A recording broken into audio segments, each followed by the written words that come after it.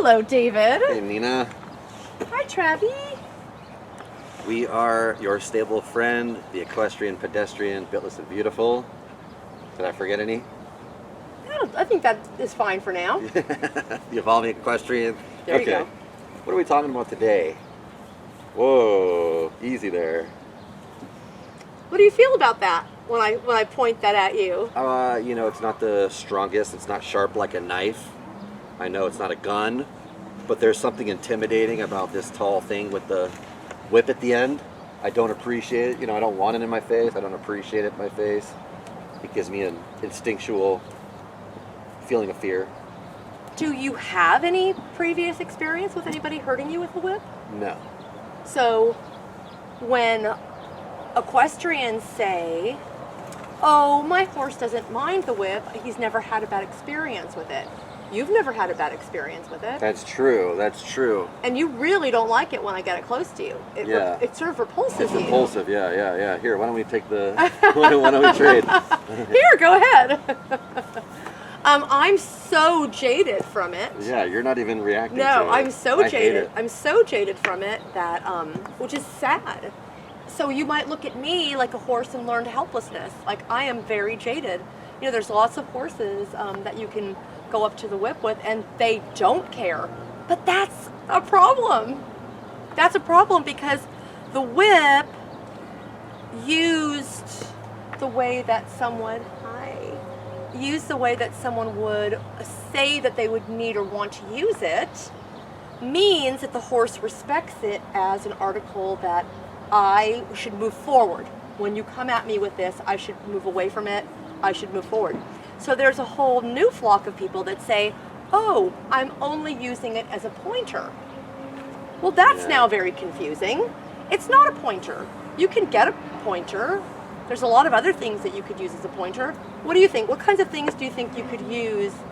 You work in hand and at Liberty, so you are a perfect person to ask. Well, yeah, I use my arm as a guide, or like you've mentioned, you can just grab a tree branch, which is something that's already in their environment that's not associated with fear. Have you ever even felt the need to grab a tree branch? No. So I have a tree branch on my arm. Yes, you have your arm, you have your finger, and then what do you think is coming out of there? My intention, my eyesight, my energy, your energy, my thoughts, yeah. Your hand is as enough, I think, as enough of a wand as someone would need to use. It seems almost grotesque to me than to add something onto it, you know? Like, isn't this enough? I have some people that work with horses that I know through social media that think like, oh, the pointing is even rudimentary. Like, why are you even pointing? Why do you have to point? Oh, really? That's too much? Yeah, it's like, you know, just and then done. And I remember when I was first wanting to learn Liberty, I searched YouTube for Liberty, and I saw these videos with a pointer. Well, I say it's a pointer, with the whip. And I thought, man, that's so easy. You get the horse to move. Nina said, do not watch those videos. And I thought, but it's going to be so hard. And now I would never want to use the whip because that feels like it would be cheating. And I feel like it's so much more fun and so much more challenging to try and meet the horse in the middle, psychically, intuitively, energetically. So I'm glad I'm learning without a whip. 100%, David. I love to. Every word you just said really spoke to me. I feel that this tool is overkill for anything.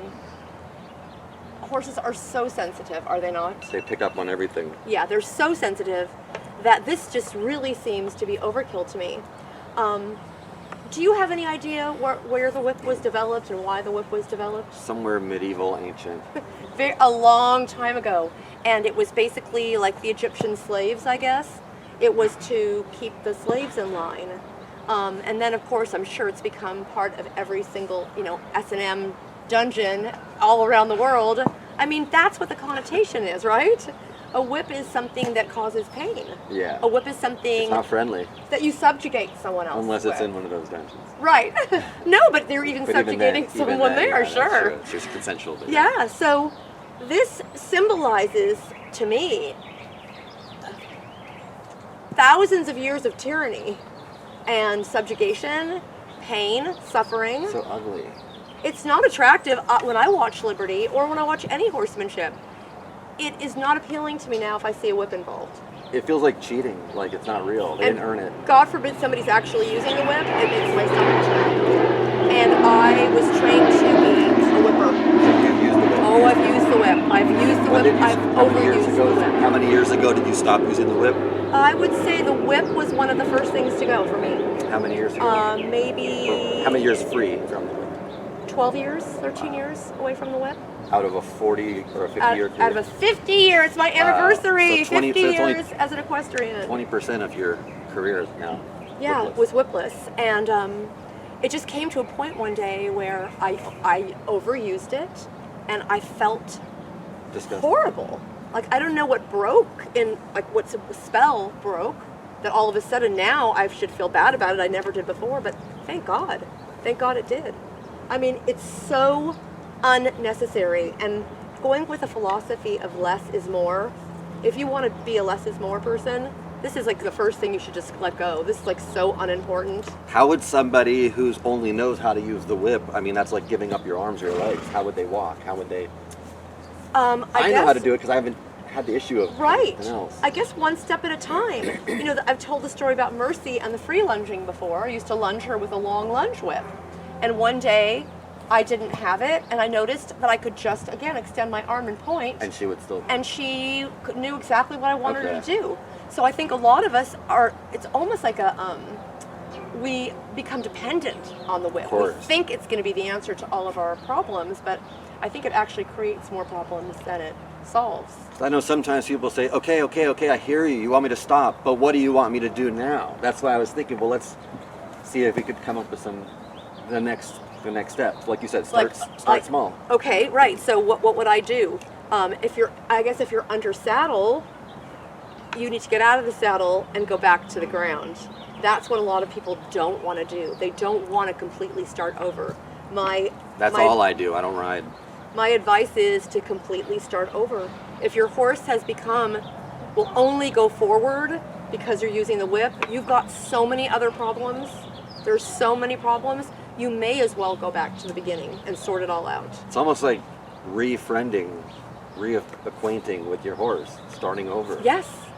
I highly recommend From the ground. That's what he and I are still doing. Instead of trying to shortcut to the saddle without the whip, start over. Yeah. And your horse will probably like you more and be happier. Think like, wow, wait, oh, that's weird. He didn't use the whip today. Or she didn't use the whip. We have a lot of end of season flies today. Sorry. I've got to say. Sorry about that, everybody. So. Well, it's gonna hit my hat, so I'm not afraid because I have armor. So again, you've never had a bad experience with it, but you don't like it.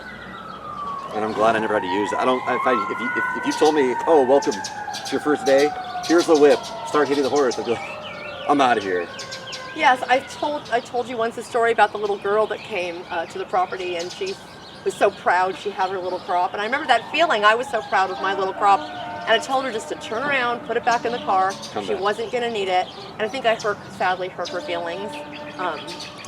But I think, again, when you give a child a whip and say, I want you to hit this animal, what are you really saying there? I mean, that's a little bit... You're abusing the kid to abuse the animal. It's like a really weird... It is definitely some form of child abuse, I think. Here, I want you to start hitting this precious animal that you are so infatuated with. Controversy. Yeah, it's okay.